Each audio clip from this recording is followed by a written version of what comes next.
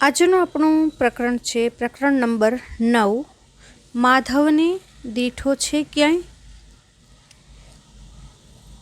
પ્રશ્નાર્થ સ્વરૂપે વર્ણવાયેલું આ કાવ્ય કવિશ્રી હરીન્દ્ર દવે દ્વારા લખાયેલું છે, જેમનો આપણે ટૂંકમાં પરિચય મેળવીએ તો હરીન્દ્ર દવેનું વતન ખંભારા, કચ્છ છે. તેઓ પત્રકાર હતા વ્યવસાય, અને આસવ, મૌન, સૂર્યોપનિષદ અને હયાતી એમના કાવ્ય સંગ્રહો છે. ગીતોની અંદર મધુરતા એ એમનું મુખ્ય લક્ષણ છે. અગનપંખી, પળના પ્રતિબિંબ, માધવ ક્યાંય નથી, મુખવટો, અનાગત, ગાંધીની કાવડ એ એમની નોંધપાત્ર નવલકથાઓ છે. અંડરલાઇન કરજો. તેમને રણજીતરામ સુવર્ણચંદ્રક, ગુજરાત સાહિત્ય અકાદમી ગાંધીનગર અને દિલ્હીના એવોર્ડ છે એ એનાયત થયા હતા. માધવને દીઠો છે ક્યાંય એ ટાઇટલથી જ આપણને ખબર પડે છે કે કોઈ પ્રશ્ન પૂછી રહ્યું છે. કોઈ એ માધવ કે ભગવાન કૃષ્ણ છે એને જોયા છે? તો ટાઇટલ જોઈને તો શીર્ષકથી આપણને એમ જ થાય કે આ પ્રશ્ન ગોપી પૂછતી હશે, કારણ કે આપણે હરીન્દ્ર દવેનું એક કાવ્ય છે માધવ ક્યાંય નથી મધુવનમાં, એ પણ આપણે જો જોઈએ તો એમાં પણ એ જ પ્રશ્ન છે એ વારે વારે દોહરાવાય છે કે આટલી જગ્યાએ ફરી વળ્યા પછી પણ ભગવાન કૃષ્ણ છે એ મળતા નથી. તો ગુજરાતી ભાષાના કૃષ્ણ વિરહના કાવ્યો એટલે કે કૃષ્ણ જ્યારે મથુરામાં ગયા ગોકુળ છોડીને, પછીથી ગોપીઓ, ગોપ, રાધાથી લઈ અને પ્રકૃતિના તમામ તત્વો એ ઉદાસ છે. બધા શોધી રહ્યા છે કે ભગવાન ક્યાં છે. વાંસળીનો સૂર ત્યાર પછી સંભળાયો નથી, કારણ કે કૃષ્ણ હવે વૃંદાવનમાં નથી. એ વાંસળીનો સૂર એ અહીં આ પ્રશ્ન કરે છે. એ વાંસળીના સૂરને ગોપીનું સ્વરૂપ આપી અને વાંસળી કૃષ્ણને પામવા માટે તરસે છે. એનો જે વિરહ છે એને કવિએ સુંદર મજાની રીતે અહીં વાચા આપી છે કે વાંસળીનો સૂર છે એ માર્ગની ધૂળને, યમુનાના પાણીને, રાધાની આંખને બધાને પૂછે છે, પણ એને ભગવાન ક્યાંય મળતા નથી. કૃષ્ણથી વિખૂટી પડી ગઈ પછી વાંસળી છે એ કઈ કઈ જગ્યાએ કૃષ્ણને શોધે છે અને પોતાના આભમાં કૃષ્ણ નામનો ચંદ્ર, એનું યમુનાના જળમાં પડતું તેજ અને પાતાળમાં કૃષ્ણ જાણે છે એવી પ્રતીતિ એ આ કાવ્યને વધુ આસ્વાદ્ય બનાવે છે. કૃષ્ણ વિરહના કાવ્યોમાં અનેક રીતે આ કાવ્ય જુદું એટલા માટે છે કે વાંસળી તો કૃષ્ણથી ક્યારેય જુદી પડી જ નથી, એ અવિનાભાવી છે, એના સાથે જોડાયેલી છે. પણ અહીં તો વાંસળી કૃષ્ણથી વિખૂટી પડેલી છે એવું દર્શાવવામાં આવે છે. વાંસળીનો સૂર કૃષ્ણને શોધે છે અને એની સાથે એના બાળ જીવનના પ્રતીકો છે એને એ પોતાની સાથે જોડે છે. ભાવની સાથે લયનું ખેંચાણ અને અંતે એની શોધ પાતાળ જઈને વિરમે છે કે અહીં તો કૃષ્ણ મને મળશે જ. એ ગીતનું સબળ પાસું છે. તો ચાલો વિરહી વાંસળીની વિરહની વાચા છે એને સમજવાની કોશિશ કરીએ. વાંસળીથી વિખૂટો થઈને આ સૂર એક ઢૂંઢે કદંબની છાંય. કે વાંસળીથી વિખૂટો પડેલો એક સૂર એ કદંબની છાયાને પૂછે છે. વિખૂટો એટલે અલગ પડી ગયેલો, સુર એટલે સ્વર, અને ઢૂંઢવું એ હિન્દી વર્બ છે, શોધવું. કદંબ એક વૃક્ષ છે જેના પર બેસીને ભગવાન કૃષ્ણ વાંસળી વગાડતા હતા. એની છાયા, એના પડછાયાને શોધે છે, એને પૂછે છે કે મારા માધવને ક્યાંય જોયો છે? તો આ જ પ્રકારનો ભાવ છે. મેં તમને કહ્યું ને, માધવ ક્યાંય નથી મધુવનમાં, એમાં પણ છે. તો એ સમયે કદંબ ડાળી છે એ યમુનાના વેણને પૂછે છે. કાલિંદીના જલ પર ઝૂકી પૂછે કદંબ ડાળી, યાદ તને બેસી અહીં વેણું વાતા તાવન માળી. લહેર વમળને કહે વમળે વાત વહે સ્પંદનમાં, માધવ ક્યાંય નથી મધુવનમાં. તો આ જ ભાવ વાંસળીનો સૂર અનુભવે છે. એ કદંબની છાયાને પૂછે છે કે તારી ડાળી પર બેસીને કૃષ્ણ કેવી મધુરી વેણું છે એનો નાદ વહાવતા હતા, જેનો સૂર સાંભળી અને દેવતાઓના તપ છે થંભી જતા હતા. યમુનાનું પાણી આગળ વધતું અટકી જતું હતું કે જો એ આગળ વધશે તો સ્વર નહીં સંભળાય. પક્ષીઓ, પશુઓ, ગાયો, વાછરડાઓ, ગોપીઓ એ બધા મંત્રમુગ્ધ થઈને એમાં ડૂબી જતા હતા.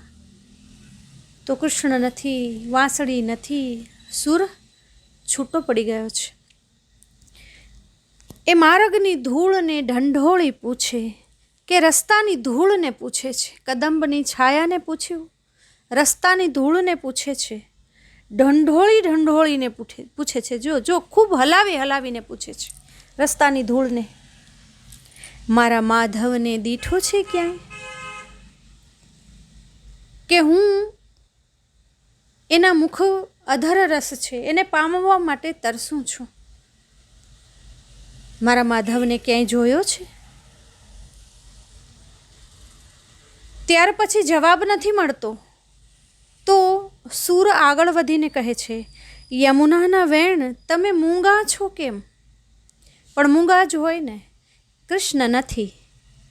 તો યમુનાના વેણ કોનો સ્વર સાંભળી અને રોકાય?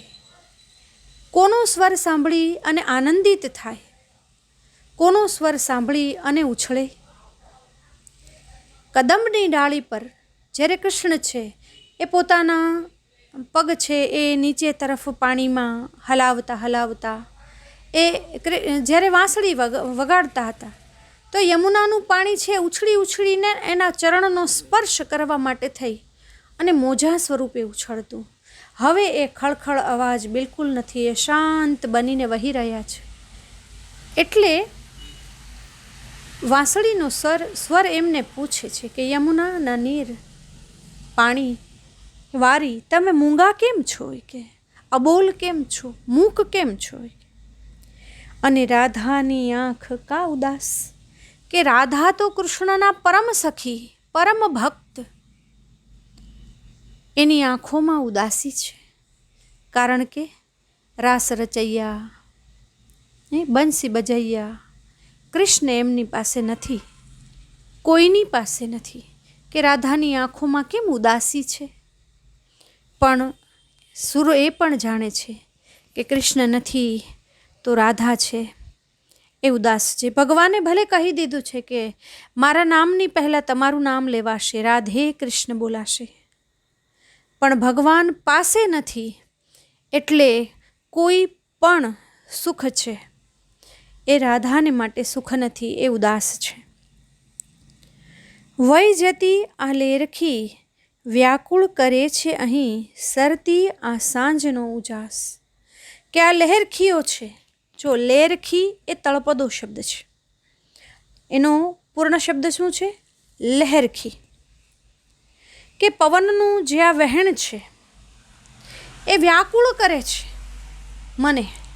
મને દુઃખી કરે છે, મને બાવરું કરે છે. રાધાની ગમગીન આંખો અને વહી જતી આ પવનની લહેરખીઓ એ મને ગમગીન બનાવે છે, મને ઉદાસ બનાવે છે, મને બાવરું બનાવી દે છે. આ સાંજનો ઉજાસ એ ગમતો નથી કે સાંજ થઈ ગઈ છે, સાંજ સરી રહી છે. પણ દરરોજ સાંજ કેવી હોય છે? કૃષ્ણ પોતાના ગોપ સખાઓની સાથે ગોધૂલી સમયે ગાયોને લઈને ગોકુળની અંદર પ્રવેશે છે. રાસ રચવાનો જે કાર્યક્રમ છે એ બને છે, બધાની સાથે ધીંગામસ્તી થાય છે અને બધા ખુશ હોય છે. જ્યારે આજે એવું કોઈ દ્રશ્ય નથી. સાંજ સમયે શામળિયો વાલો વૃંદાવનથી આવે, આગળ ગોધણ પાછળ સાજન મનમાં મોહ ઉપજાવે. કે આવું દ્રશ્ય નથી. આ સરતી સાંજનો ઉજાસ છે ને, સંધ્યાનો ઉજાસ એ દજાડી રહ્યો છે. સૂર્ય તપતો નથી સાંજ સમયે, એના તપતા કિરણો છે એ નથી પડતા, પણ તેમ છતાંય કૃષ્ણના વિરહની અંદર આ પવનની લહેરખીઓ અને વ્યાકુળ છે એ કરી મૂકે છે. બાવરી વિભાવરીના પગલાની લાગણીથી રાતરાણી ઝાકળથી નાય. કે બાવરી બની ગઈ છે આ રાત્રિ, કારણ કે એ રાત્રિઓ હતી જ્યારે કૃષ્ણ છે એ લીલા કરતા, રાસ લીલા કરતા, બધાને બોલાવતા, ગોપીઓને બોલાવતા, બધાને આનંદ દેતા, ગોપીઓને એવું સુખ આપતા કે જાણે દરેક ગોપીને એમ લાગે છે કે મારી સાથે કૃષ્ણ રમી રહ્યા છે. કૃષ્ણ દરેક ગોપના સ્વરૂપની અંદર પોતાનું સ્વરૂપ એને દેખાડતા, એક એક ગોપીને એક એક કાન. આવું સુખ ભગવાને બધાને આપ્યું છે. એ રાત્રિઓ છે એને યાદ કરી કરી અને બાવરી બની ગઈ છે, વ્યાકુળ બની ગઈ છે કે ભગવાન ક્યારે આવશે, ક્યાં હશે. કે રાત્રિના પગલાં છે એની લાગણીથી, એના સ્પર્શથી પેલી રાત રાણી છે ને, રાત્રે ખીલે, રાત્રે એની સુગંધ છે એ ફેલાય. હવે રાત રાણીની સુગંધ છે એ રાત રાણી અત્યારે ઝાકળમાં નાય છે. જાણે એ ઝાકળના બિંદુઓ એના અશ્રુ બિંદુઓ હોય ને એવું લાગી રહ્યું છે. અને વાંસળીનો સૂર બધાને પૂછે છે, મારા માધવને ક્યાંય જોયો છે? વિભાવરી એટલે અહીં રાત્રિ, ભાવરી એટલે ગભરાયેલી. ઉડતું આવે જો અહીં મોર પીછતો, તો અમે સાચવશું સુંવાળા રંગ. કે એક વખત કૃષ્ણનું મોર પીછ આવી જાય અમારા હાથમાં, જો ઉડતું આવે તો અમે એને એના સુંવાળા સુંવાળા રંગને સાચવી લેશું, ક્યાંય નહીં જવા દઈએ, એને નહીં ખોઈએ. મારી તે મોરલીના આભમાં ઉગે છે એક, શ્યામના તે નામનો મયંક. કે મારી મોરલીના આકાશની અંદર, આભ એટલે આકાશ, કે મારા મોરલીના આકાશની અંદર કૃષ્ણના નામનો ચંદ્ર છે એ મને ઉગતો દેખાય છે. શ્યામના તે નામનો મયંક, શ્યામ એટલે કાળું, પણ અહીં કૃષ્ણ, મયંક એટલે ચંદ્ર. કે મને કૃષ્ણના નામનો ચંદ્ર જાણે ઉગતો હોય ને એવું દેખાઈ રહ્યું છે. જળમાં તે તેજ એનું એવું રેલાય હવે, પાતાળે હરિવર પરખાય, મારા માધવને દીઠો છે ક્યાંય. કે એ ચંદ્રનું, એના કિરણોનું તેજ યમુનાના જળની અંદર રેલાય છે અને સૂરને લાગે છે કે પાતાળમાં મને ભગવાન હશે, ભગવાન છે, પરખાય છે, દેખાય છે કે ભગવાન પાતાળની અંદર પ્રવેશી ગયા છે. અને સૂરની શોધ છે એ પૂરી થાય છે, એ જાણે કૃષ્ણને પામે છે. કૃષ્ણને તો સૌ વાલ કરે છે, પાસે રાખવા ઈચ્છે છે. મોરપીંછને વાલથી સાચવવાનો ભાવ પણ ખૂબ વ્યક્ત કરીને સુર છે એને પોતાની સાથે રાખવા ઈચ્છે છે, પરંતુ ચંદ્રના પ્રકાશની અંદર એને પાતાળે હરિવર હોય, કૃષ્ણ હોય એવું પરખાય છે, દેખાય છે, ઓળખાય છે. અને સુરની શોધ છે એ જાણે પૂરી થાય છે, એમાં જાણે એ માધવને એ પ્રાપ્ત કરે છે. તો આ ચમત્કૃતિની સાથે આ કૃષ્ણ વિરહનું કાવ્ય છે અહીં વિરામ પામે છે. શબ્દ સમજૂતી આપણે લગભગ ભેગું સાથે જોતા ગયા હતા. તળપદા શબ્દોમાં માર્ગ, માર્ગ રસ્તો અને સાંજ સવાર, ઉજાસ અંધકાર જેવા વિરુદ્ધાર્થી શબ્દોની સાથે તમે ઓપ્શનલ છે એને કાવ્યની સમજૂતી છે એને બરાબર સાંભળી અને લખી શકશો. માર્ગની ધૂળને કવિ પૂછે છે, મારા માધવને દીઠો છે ક્યાંય? પાતાળમાં કોણ પરખાય છે? હરિવર. રાતરાણી ઝાકળથી નાય છે, કારણ કે રાત્રિ બહાવરી બની છે અને એના પગલાંના સ્પર્શથી રાતરાણી છે એ ઝાકળથી નાય છે. જળમાં કોનું તેજ રેલાઈ રહ્યું છે? મોરેલીના આભમાં કૃષ્ણ નામનો ચંદ્ર ઉગ્યો છે, એનું તેજ. અને માધવને મેળવવા માટેની સૂરની તીવ્ર ઉત્કંઠા, તીવ્ર ઈચ્છા એ પ્રથમથી લઈ અને અંત સુધી જ્યાં જ્યાં જેવી જેવી રીતે એ બધાને પ્રશ્નો પૂછે છે એ રીતે એ ઉત્કંઠાઓને તમારે તમારા શબ્દોની અંદર લખવાની છે. સ્વાધ્યાય પોથી જ બનાવવાની છે. તમારે નોટ છે એ માત્ર અને માત્ર નિબંધ અને વ્યાકરણના સ્વાધ્યાયો છે, એક્સરસાઇઝીસ છે એના માટે બનાવવાની છે. એટલે કાવ્ય પંક્તિઓ તમારે સમજાવવાની નથી. અને માધવ ક્યાંય નથી મધુવનમાં એનો એક પાર્ટ છે એ મેં તમને એની અંદર ગાઈને સંભળાવ્યો છે. તો હવે પછીના ભાગની અંદર આપણે મળીએ. ત્યાં સુધી તમારું અને તમારા પરિવારનો ખ્યાલ રાખજો. આવજો.